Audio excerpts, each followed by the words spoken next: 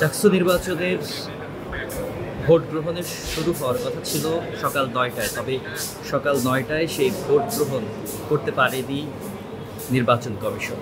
এরপরে এখন ৪টা ৪ বাজে, কিন্তু এরই মধ্যে আমি এবং আমরা যে কয়টা হলে ঘুরেছি, যেখানে আমরা দেখেছি বিভিন্ন কেন্দ্রের সামনে ৫০ থেকে ৬০ শিক্ষার্থী অপেক্ষামান অবস্থায় রয়েছেন যারা ভোট দেবেন। সে জায়গায় ওএমআর বিড়ম্বনা রয়েছে, যেখানে ৪০টি ভোট দিতে হবে এবং গড় সময় ১০ মিনিট। অর্থাৎ প্রত্যেকটি ভরাট করতে যে বৃত্তগুলো আছে সেগুলো ভরাট করতে ২০ সেকেন্ডেরও কম সময় আসলে পাওয়া যায়। তবে সেই বাস্তব প্রেক্ষাপটে কিন্তু অনেকেই সময় নিচ্ছেন ১৫ মিনিট, কেউ ২০ মিনিট, যার জন্য লাইনগুলো দীর্ঘ হচ্ছে।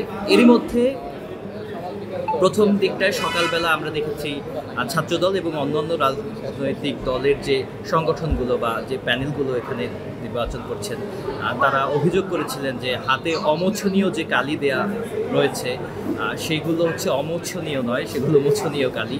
পরবর্তীতে শিবির এবং অন্যান্য দলগুলো এর সাথে একমত হচ্ছে। এরপরেই 10:30 বা 11টার দিকে আমরা দেখতে পেয়েছি এখানে যারা বিশেষ ক্ষমতা সম্পন্ন যে লোকগুলো বা অন্ধ বলতে পারি বা দৃষ্টিশক্তি যাদের নেই, তাদের জন্য যে সিস্টেমে ছিল যে তারা নির্বাচনে ভোট দেবেন রেল সিস্টেমে, সেই রেল সিস্টেম কিন্তু তাদের জন্য দেওয়া হয়নি। পরবর্তীতে যখন 3টা 3:30 বাজে, তখন হচ্ছে বিবিএ ফ্যাকাল্টি, সেই ফ্যাকাল্টিতে ছাত্র শিবিরের কয়েকজন কর্মী বা প্রার্থী তারা গিয়েছিলেন এবং নির্বাচন কমিশনের যে হলফনামা এবং তার যে সেখানে ইতে লেখা ছিল, ইশতেহারে লেখা ছিল ১০০ মিটারের মধ্যে কেউ ভোটের দিন লিফলেট বিতরণ করতে পারবেন না। তবে আমরা সকাল থেকেই দেখেছি শুধু ছাত্র শিবির নয়, অন্যান্য অনেক সংগঠন যারা হচ্ছে প্যানেল যারা হচ্ছে ১০০ মিটারের মধ্যে এবং কেউ কেউ হচ্ছে কেন্দ্রের সামনে ঠিক সেখানে গিয়ে কিন্তু তারা এই লিফলেট দিয়েছেন। পরবর্তী সময়ে এই লিফলেট দেয়াকে কেন্দ্র করে ছাত্র শিবিরের এক প্রার্থীকে কিন্তু ছাত্র দল এবং অন্যান্য, মূলত ছাত্র দল নেই, অন্যান্য যে প্যানেলগুলোর বা শিক্ষার্থীরা তারা এই ব্যাপারটি নিয়ে তাদের সাথে কথা বলেছেন। এক পর্যায়ে যখন সেখানে ছাত্র দলের যে সহসভাপতি ক্যান্ডিডেট, ভিপি ক্যান্ডিডেট রনি সেখানে যায় এবং সেই জায়গায় একটি উত্তপ্ত পরিস্থিতির সৃষ্টি হয়। পরবর্তীতে আমরা শেষ পর্যন্ত দেখতে পেয়েছি শিক্ষার্থী, অন্য প্রার্থী, ছাত্রদল তাদের সাথে এক পর্যায়ে শিক্ষকদেরও বাক বিতণ্ডার সৃষ্টি হয় এবং তারা অভিযোগ করেন শিক্ষকদের যে শিক্ষকরা একটি দলকে বা একটি প্যানেলকে তারা সুযোগ দিচ্ছেন। এর পরপরই আমরা দেখতে পেয়েছি যে ছাত্র শিবিরের কয়েকজন প্রার্থী যারা এই লিফলেট বিতরণ করছিলেন তাদেরকে কিন্তু এই ব্যবসায় প্রশাসন যে ভবন, সেই ভবনের ভেতরে কেচি গেট দিয়ে আটকে রাখা হয়েছে, আর শিক্ষার্থীরা বাইরে তাদেরকে বের হতে দিচ্ছে না। এখন পর্যন্ত যে সর্বশেষ 4:07 বাজে, তবে ভোট গ্রহণ এখনও চলছে।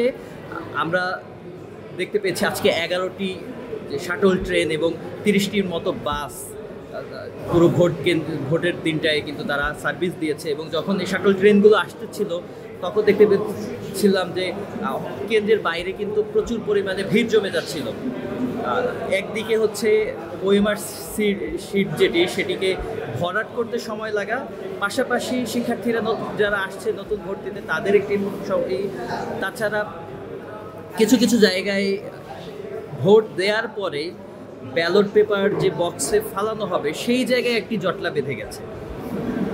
চাকসু নির্বাচন ৩৫ বছর পরে হচ্ছে, হয়তো প্রতি বছর হলে এটি অমার্জনীয় হতো, বাট এটি একটি মার্জনীয় ভুল এবং ৩৫ বছর আগে যারা নির্বাচন করেছেন সেই 1990 সালে তাদের কেউই এখন নেই এবং যারা এখন এক্সিকিউটিভ মেম্বার বা নির্বাচন কমিশনে যারা আছেন তাদের এই প্রথম একটি গণতান্ত্রিক হতে পারে, তাদের একটি প্রথম গণতান্ত্রিক নির্বাচনের যে প্রক্রিয়া সেটি চাকসু নির্বাচন কমিশনের এটি হতে পারে এবং যারা ভোট দিচ্ছেন তাদেরও জীবনের অনেকেরই না, সবারই জীবনের প্রথম একটি গণতান্ত্রিক ভোট।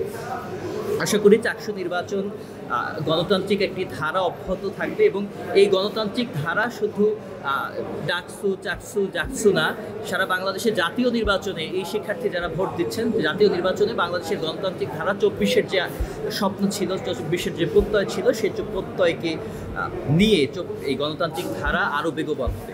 ওয়ালটন এখন দেশের সীমানা পেরিয়ে পৌঁছে গিয়েছে 50টিরও বেশি দেশে। ওয়ালটন, ঘরে ঘরে বিশ্বজুড়ে।